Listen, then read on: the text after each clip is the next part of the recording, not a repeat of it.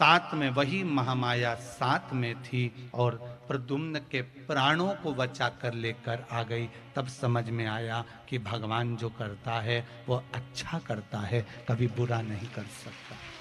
भगवान कभी बुरा नहीं कर सकता।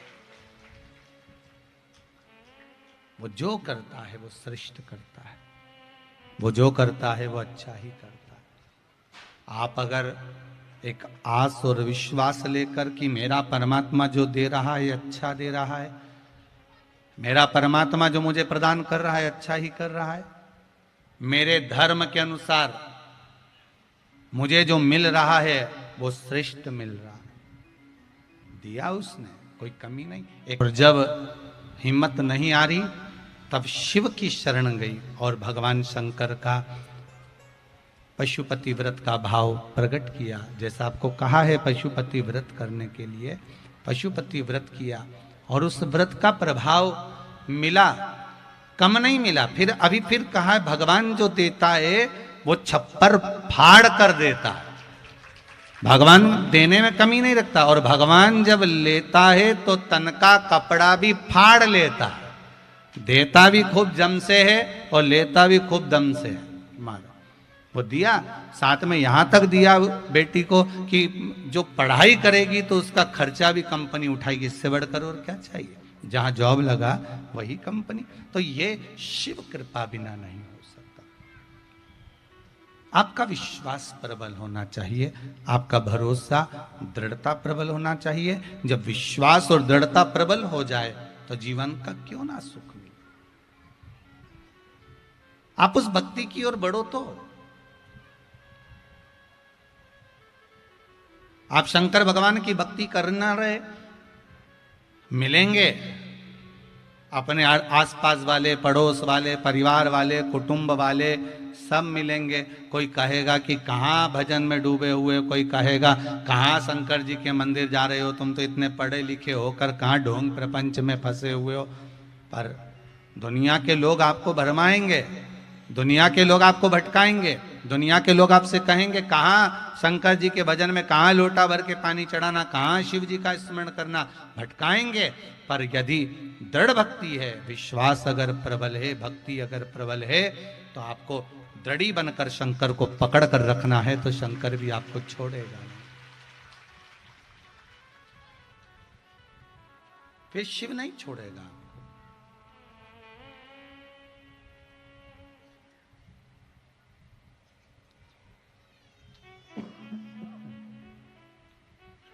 शंकर की भक्ति को धारण करना, शिव भक्ति को अपने जीवन में उतारना और उस भक्ति के बल पर भगवान की शरणागति को प्राप्त करना।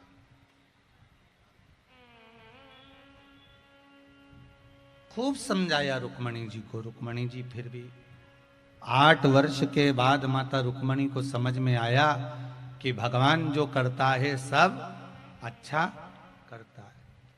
अगर दुख दिया है तो कुछ देखने के लिए दिया है, सुख दिया है तो कुछ देखने के लिए दिया है। दोनों मिले हमें देखने के लिए।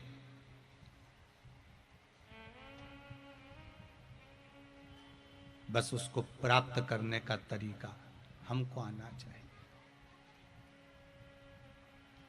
हम अच्छा देखें ना,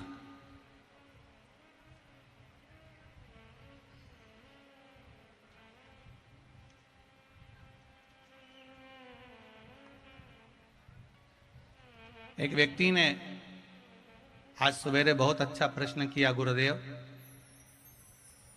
आप सब बड़े बड़े शहरों में कथा करने जाते हो, शेर घाटी आए हो, छोटा सा कस्बा, छोटा सा गांव जैसा है, छोटा सा है, कैसा लगा आपको? हमने कहा बहुत जोरदार है, यहाँ जितने मिलते हैं सब शेर ही मिलते हैं। शेर घाटी में और है क्या, सब शेर ही हैं। और भगवान की कृपा है सबसे बड़ी शेर घाटी पर कि देवाधिदेव महादेव शंकर भगवान इस शेर घाटी के चारों तरफ शिव मंदिर हैं। सबसे बड़ी कृपा ये है। और शेर घाटी चारों तरफ नदी है एक टापू पर ये शेर घाटी बसा हुआ है, समझ लो शिव जी इसको बसा कर। बहुत सुंदर है। और हम एक बात और कहने में पीछे नहीं हटेंगे, इस शेर घाटी के लिए दिलीप जी कहने में पीछे नहीं हटेंगे कि भारत का विकास अगर देखना है तो बड़े बड़े शहरों में जाकर देखिए कि भारत ने कितना विकास करा। और भारत का, इस भारत की भूमि का अगर भाव देखना है तो छोटे छोटे गांवों में जाकर देखिए कि भाव किसको कहते हैं। विकास शहरों में देखना और भाव गांव में देखना।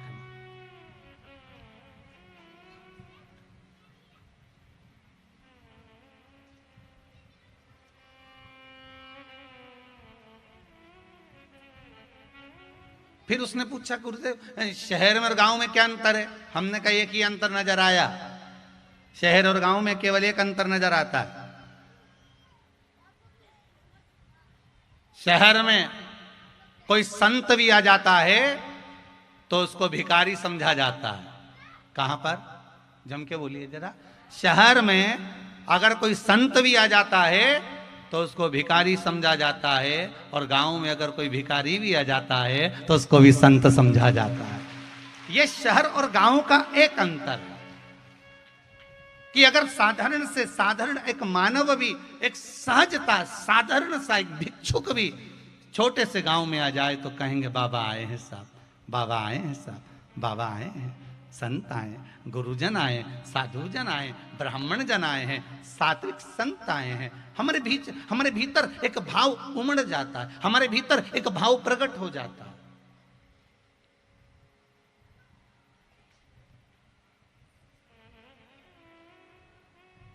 और देखने को मिला शेर घाटी में लोग भाव की देखरेख, उन मंदिरों का प्रभाव जो प्रबल है वो बना रहे। नए मंदिरों का निर्माण करने की जगह जितने पुराने मंदिर हैं इनको ही एक आनंद प्रदान किया जाए, इनको ही जीर्णोद्धार कर दिया जाए। नए मंदिर बनाने की अपेक्षा हम हमारे बच्चों को, हम हमारे बेटे और बेटियों को इतना संस्कार दें, इतना संस्कार दें कि मंदिर में हमारे बेटे बेटियां भी जाना प्रारंभ कर दें। मंदिर ज्यादा हो जाएंगे, भगत नहीं जाएंगे तो मंदिर का करोगे क्या? अगर वही मंदिरों में भक्त बढ़ जाएंगे तो मंदिर का तो आनंद वैसे ही बढ़ जाएगा। जो ब्राह्मण देवता वहाँ पूजन कर रहे होंगे, जो पुजारी जी सेवा में लगे होंगे, जब उनको मंदिर में आप जाएंगे, आएंगे, पहुँचेंगे तो उनको भी अच्छा लगेगा, वो भी एक आनंद पाएंगे। तो शिव महापुराण की कथा कह रही है महाराज, भगवान कृष्ण ने रुक्मणी जी को भी खूब समझाया।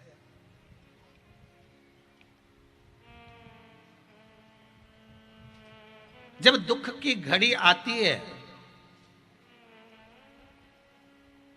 जब दुख तुम्हारे सामने खड़ा होता है, तब समझाने वाले बहुत आकर खड़े होते हैं। बोलो सही है कि गलत है? मोहल्ले के लोग, परिवार के लोग, ये हमारे यहाँ की रीति रही है। ये हमारे हिंदू धर्म की क्या, संपूर्ण विश्व में जितने भी धर्म होंगे सारे धर्मों की रीति है कि दुख यदि आपको आया तो आपके मोहल्ले के लोग आपको समझाएंगे, क्यों रो रही है, अब क्या होगा, अब तो हो गया जो होना था, अब तो शांति रख लो, अब भगवान का भजन करो, अब क्या रखा है संसार में, अब जो होना था वो तो हो गया। लोग ऐसा ज्ञान देते हैं, समझाते हैं और समझाने के बाद चले जाते हैं। समय की घड़ी किसकी नहीं आती, जब उसके यहाँ दुख आता है तो जो आपको समझा रहा था, अब अगर उसके यहाँ तकलीफ आती है तो आपको जाकर समझाना पड़ता। पर आपके समझाने से व्यक्ति समझ जाता है क्या? आपके समझाने से व्यक्ति समझ जाएगा क्या? दुख की घड़ी में किसी के समझाने से कोई नहीं समझता। दुख की घड़ी में केवल एक समझाने वाला होता है, वो मेरा देवाधिदेव महादेव होता है, जो सामने खड़े होकर समझा देता है। अगर वो देवाधिदेव महादेव नहीं होता, अगर मेरा शंभू, मेरा शंकर इस दुख की घड़ी में समझाने वाला नहीं होता, तो शायद दुनिया के लोग जिनको खो देते हैं उनको भूल नहीं पाते। अगर समझाने वाला शिव ना होता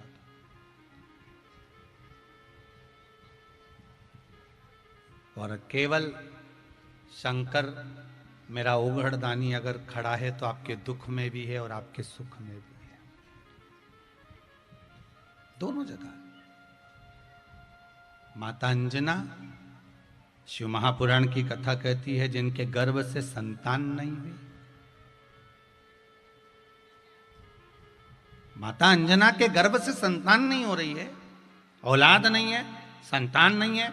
आज माता अंजना अपने मायके को गई और मायके को जाने के बाद गौतम बाबा से कहा, पिताजी मेरे घर में संतान नहीं, औलाद नहीं, मैं क्या करूं? शिव महापुराण की कथा कहती है, सारे संसार में जाकर सबके आगे हाथ जोड़ लो, प्रणाम कर लो, नमन कर लो, वो अपनी बात है। पर जब संपूर्ण जगत में जाकर आपने कह दिया, निवेदन कर दिया, विनती कर दी और जा जाकर कह दिया, और उसके बाद भी अगर तुम्हारा कोई कार्य नहीं हो रहा तो फिर अब किसी के पास जाकर मत कहना। अब तुम्हारे हृदय में जो शंकर बैठा हुआ है उस शिव को प्रकट करना, अपने हृदय से बाहर निकालना शंकर को, और उससे अपने दिल की बात कहना। ये बात हम बार बार पहले भी कह चुके हैं, जिस मंदिर में कोई ना जाए उस मंदिर में तुम जाओ। जहां शंकर एकांत में बैठे मिल जाएं, वहां थोड़ी देर बैठकर उससे दिल की बात कर लो। हम तो यहां तक कहेंगे कि आप 4 व्हीलर गाड़ी लेकर जा रहे हो, भले कथा सुनने आ रहे हो, या यहां से अपने घर जा रहे हो, या आप अपनी बहन के घर, भाई के घर, माय के, ससुराल, कहीं पर भी जा रहे हो, आपके साथ में आपका पति है, आपके साथ में आपके रिश्तेदार हैं, कहीं एकांत में कहीं शिव जी का मंदिर मिल जाए, रोड पर चलते चलते एकांत में कहीं शंकर अकेले मिल जाए, थोड़ी देर गाड़ी रुकवा लेना, अपनी गाड़ी को रुकवा कर कहना, जरा रोको, मुझे शंकर जी से बात करना है, बहुत दिनों बाद तो अकेले दिख रहे हैं, बैठे हुए मिल गए हैं। और शिव जी के पास जाकर अपने दिल की बात कहना, उससे कहना, बाबा जा रही थी यहां से, आप मिल गए रास्ते में, सोचा थोड़ी देर बैठकर बहन के यहां भी तो गप्पे मारूंगी, अपने भाई के यहां भी जाऊंगी तो थोड़ी बहुत बात करूंगी, और इतने दिनों के बाद आप अकेले मिले हो तो क्यों ना आपसे बात कर लूं, और देवादिदेव महादेव के पास बैठकर अपने दिल की 2 बात कहकर चले जाना। मुझे विश्वास है दूसरी बार तुम अपनी जब बहन या भाई के यहाँ जा रहे होगे तो शंकर की याद जरूर आएगी, और कहोगे मैं तुम्हें कहकर गई थी और तुमने मेरा काम कर दिया। वो शंकर तुरंत कर देगा। आप अपने हृदय की बात, अपने दिल की बात, अपने चित्त की बात, अपने मन की बात शंकर से कहो तो, अपने दिल की बात, अपने हृदय की बात शिव से बोलो तो। हम सारे संसार से कह देते हैं कि यह काम वो करेगा, वो करेगा, वो करेगा, वो करेगा।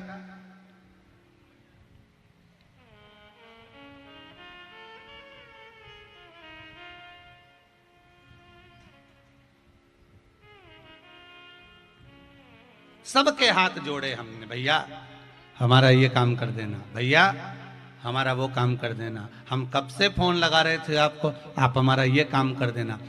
सबको बोलो, बोल कर देख लो एक बार दुख की घड़ी में कि हमारा ये दुख है, आप मिटा दोगे क्या? हमको ये तकलीफ है, आप मिटा दोगे क्या? जब कोई ना मिटाए तब शिव की शरण जरूर जाए, तब वो घरदानी के पास जरूर जाए।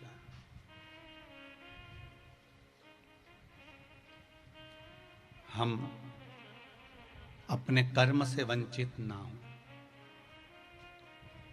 एक बेटा बेटी माँ बाप की नहीं सुनते तो माँ बाप का मन दुखता है कि नहीं दुखता? अरे बोलो, जम के बोलो जरा, दुखे कि नहीं दुखे? दुखे ना। अगर बेटा बेटी नहीं पूछे, बेटा बेटी नहीं माने, बेटा बेटी को समझाया, कहा, उसके बाद भी अगर बेटा बेटी नहीं मानते, नहीं पूछते तो माता पिता का मन दुखता है। माता पिता का हृदय रोता है। हम भी तो उस परमात्मा की औलाद हैं, हम भी तो उस देवाधिदेव महादेव की औलाद हैं।